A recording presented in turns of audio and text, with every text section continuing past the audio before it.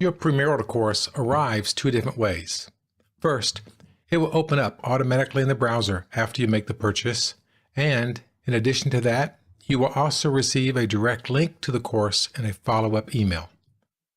The state requires that you spend at least 4 hours on the course. We offer a variety of ways to learn with over 40 hours of content.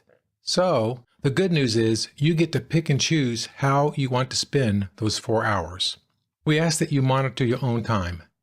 And then, after spending 4 hours on the course, you can scroll down to the very last page and look for this verification link.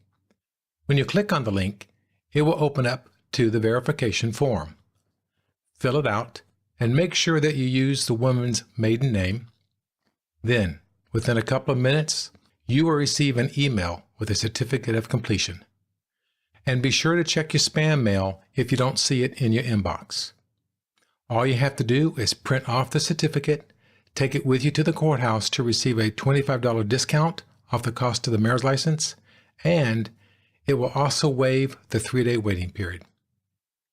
Feel free to save this course to your computer and then return to it throughout your marriage to give it a new boost. Congratulations!